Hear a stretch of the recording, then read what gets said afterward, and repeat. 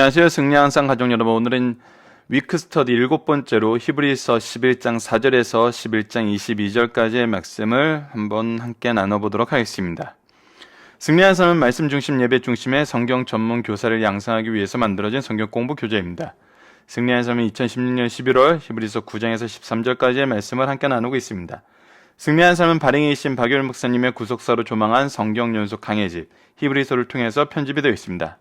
저희들 주일날 업로드되는 위크스터디는 한 주의 말씀을 통해서 우리가 어떻게 하나님의 뜻을 발견하는지를 보게 됩니다. 이번 주는 드디어 우리가 히브리서에서 가장 잘 알고 있는, 잘 알려진, 가장 좋아하는 믿음의 선진들의 승리를 보여주는 믿음장이라고 표현되는 바로 그 부분입니다.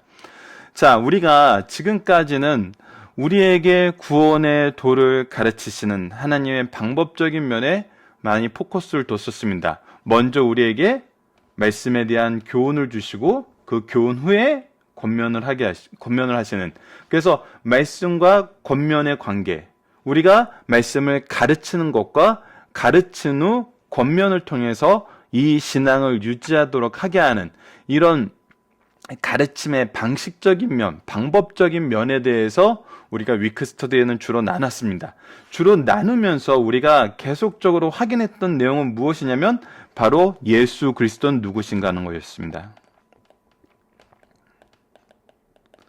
예수 그리스도는 누구신가 하는데 우리가 세 가지 방법이 있었습니다. 세 가지 관점이 있었어요. 첫 번째는 하나님과의 관계에서 예수 그리스도, 우리 온 우주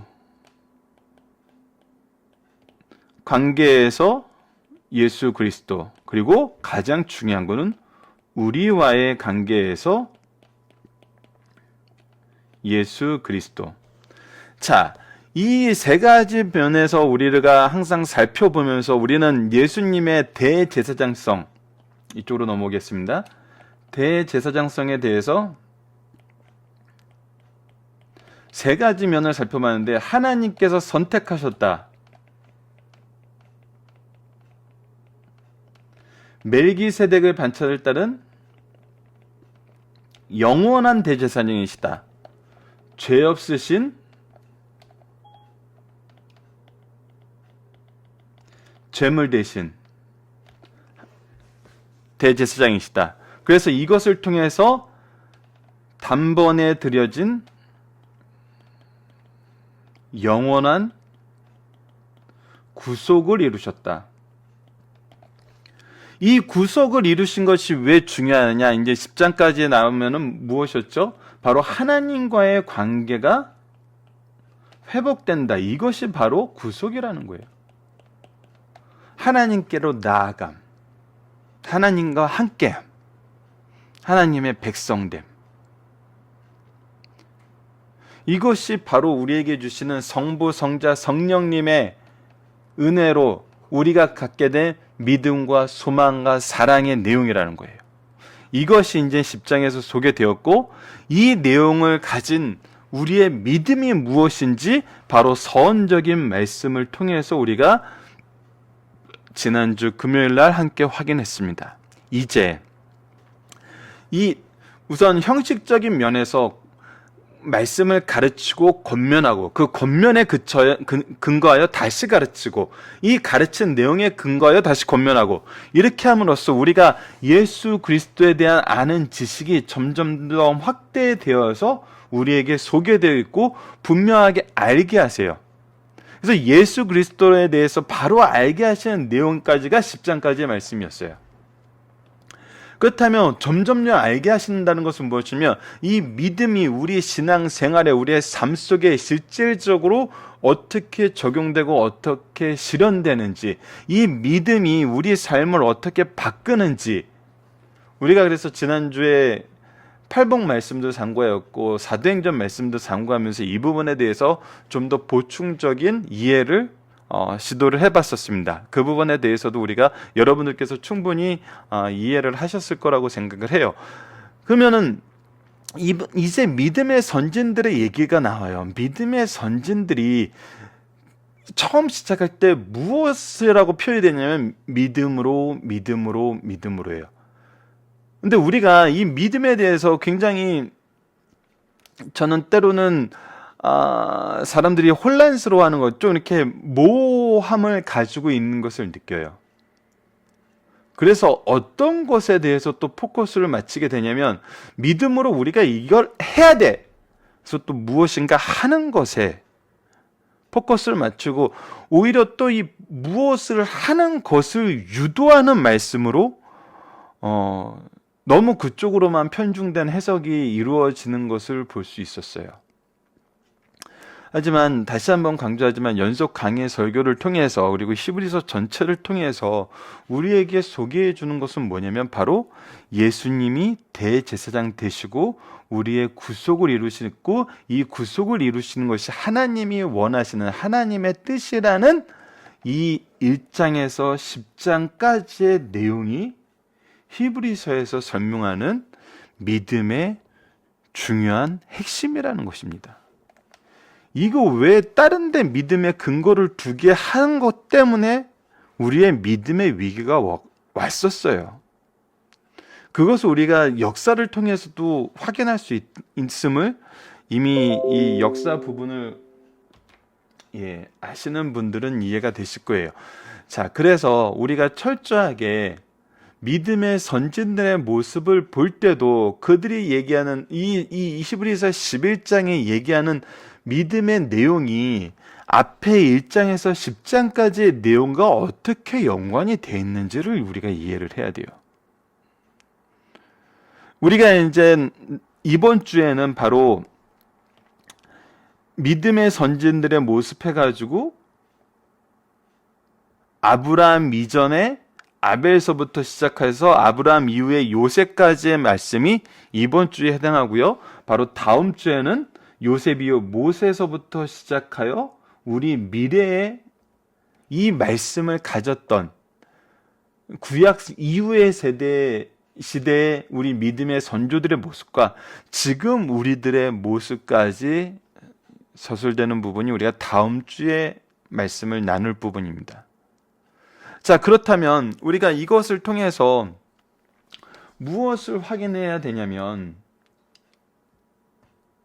이 믿음의 내용이 우리가 1장에서부터 10장까지 말씀을 나눴던 이 믿음의 내용이 우리의 믿음의 선조인 아벨, 에녹, 노아, 아브라함, 사라, 또 아브라함, 이삭, 야곱, 요셉 이 믿음의 선조들에게 어떻게 나타났냐는 거예요. 어떻게 나타났냐는 것을 또 보면은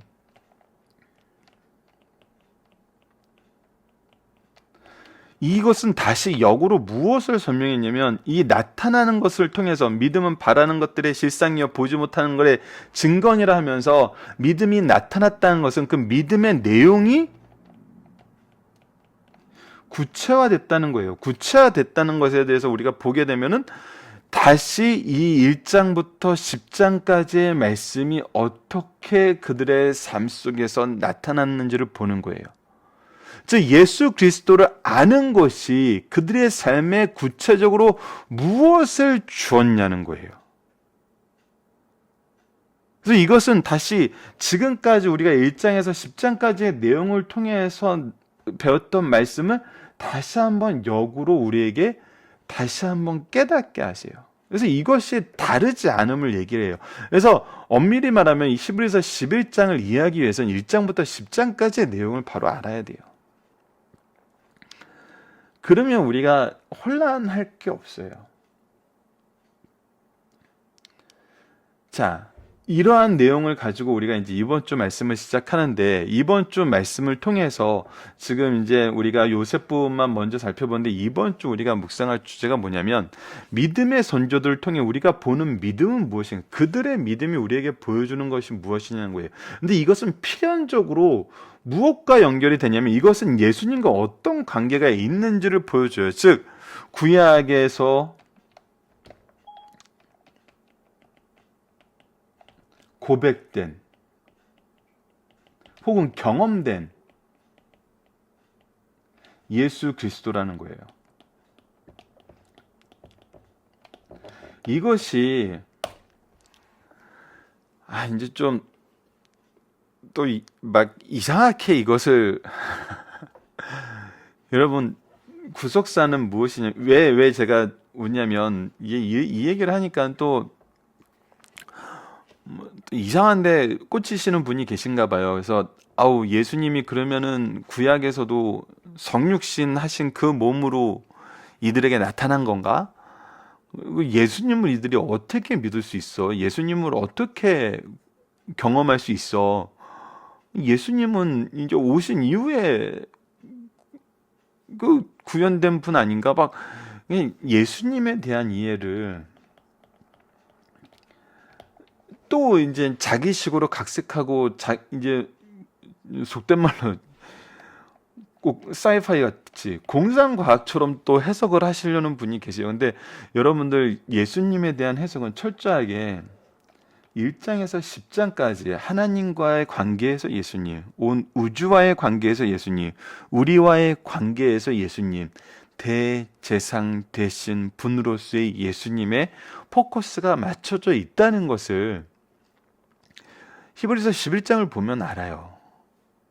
이것을 여러분들에게 더 좀 이렇게 다른 각도에서도 이제 좀 보실 수 있도록 제가 제안한 것이 바로 사도행전 7장에서 스데반의 설교를 통해서 나타났던 이 믿음의 조상들의 모습을 통해서 이것을 한번 좀 더 확장된 시각에서 보게 되면은 이것이 왜 지금 히브리서에서 이제 설명되는 믿음의 조상과 사도행전에서 소개되는 믿음의 조상의 모습이 일치하진 않잖아요. 이제 일치하지 않는다는 데에서 그 나오는 인물들이 일치하진 않아요. 근데 이 사도행전 7장에서 선언하고자 하시는 말씀의 내용과 히브리서 11장을 통해서 선언하시고자 하시는 하나님의 말씀의 내용을 통해서 우리가 예수 그리스도를 아는데 이것을 비교해 보면 우리에게 굉장히 놀라운 정말 놀랍도록 분명한 기준을 제시해 준다는 거예요. 무엇이냐면 스데반의 설교도 예수 그리스도였어요. 히브리서의 설교도 예수 그리스도예요. 근데 명시적인 이름으로 스데반의 설교에서는 예수님이란 단어가 나오지 않아요. 이미 예수님을 전하고 이 예수님이 어떤 분인지를 설명하면서 구약의 인물들을 소개하고 있거든요. 우리가 11장 말씀을 통해서도 예수님을 발견하지 않으면 이것이 잘못 해석돼요. 그래서 스데반의 설교도 그렇고 히브리서 11장도 그러고 여기서 예수님을 우리가 왜냐하면 예수님이 어떻게 구약과 신약에서 적용되었는지를 보여주는 게 히브리서 11장이에요. 사도행전 7장 구약을 통해서 예수 그리스도가 어떻게 설계됐는지 보여주는 게 사도행전 7장이에요. 그래서 포괄적인 의미에서는 구약과 신약을 전부 얘기하는 히브리서 11장이 훨씬 더 포괄적이지만 이것을 예수님을 소개하고 그들이 경험했던 예수님을 알게 한다는 데 대해서는 이 두 가지가 동일한 것을 얘기하고 있음을 보게 돼요. 바로 예수님이라는 거예요. 그래서 예수님과의 관계를 우리가 이번 주 말씀을 통해서 이 믿음이 얘기하는 것이 무엇인지를 통해서 지금 우리가 1장부터 10장까지의 말씀을 통해서 소개된 예수님이 우리 조상들 아벨, 에녹, 노아, 아브라함, 사라, 야곱, 요셉 이 사람들을 통해서 어떻게 경험되었는지 하나님 예수님과의 이들과의 관계가 무엇이었는지 즉 예수님에 대한 어떤 믿음이 있었는지 이것을 우리가 묵상해야 된다는 것입니다. 그렇지 않으면은 또 예수님 없는 뭔가 다른 것을 그 자리에 채워넣게 돼요. 우리는 그만큼 연약해요. 이거는 정말 은혜가 사라지고 나면 얼마나 죄가 커질 수 있음을 우리가 깨달으셔야 돼요. 여러분들 예수님이 이 인류 역사에 차지하는 그 위치는 아무리 강조하고 아무리 설명해도 끝이 없고 그 모자름이 없어요. 근데 이 예수님을 빼나 봐요. 이 자리에 온갖 정말 잡다한 것이 들어가게 됩니다. 그래서 더 타락하게 되는 거예요. 그래서 우리는 정말 예수님을 붙잡는 모습을 우리가 히브리서를 통해서 확인해야 돼요. 그래서 구약의 인물도, 신앙의 우리 믿음의 선조들도 이 예수님을 통해서 어떤 삶을 살았고 이것이 우리에게 승리하는 삶이라고 가르쳐 주는데, 이 승리하는 삶의 모습이 우리가 기대하고 우리가 바랬던 것과는 다르더라도 왜 이 모습 속에서 우리의 신앙의 선조들은 기꺼이 순교를 하면서 기꺼이 하나님의 영광을 위해서 살 수 있었는지를 우리가 발견하게 되거든요. 정말 예수 그리스도 외에는 없다는 것을 고백하게 돼요. 주 예수보다 귀한 것이 없다는 것을 고백하게 됩니다. 여러분들 이번 한 주 말씀을 통해서 정말 우리가 예수님과의 관계를 다시 한번 확인하셔야 돼요. 1장부터 11장 말씀이 10장의 말씀이 11장에서 어떻게 구현되는지 우리가 봐야 됩니다. 그 내용을 가지고 이번 한 주 우리가 좀 더 깊이 있게 묵상하면서 승리하는 삶을 사시는 우리 가족들 되기를 바랍니다. 이번 한 주도 우리 이 말씀을 정말 굳게 붙잡는 시간이 되었으면 합니다. 오늘은 이상 마치도록 하겠습니다. 감사합니다.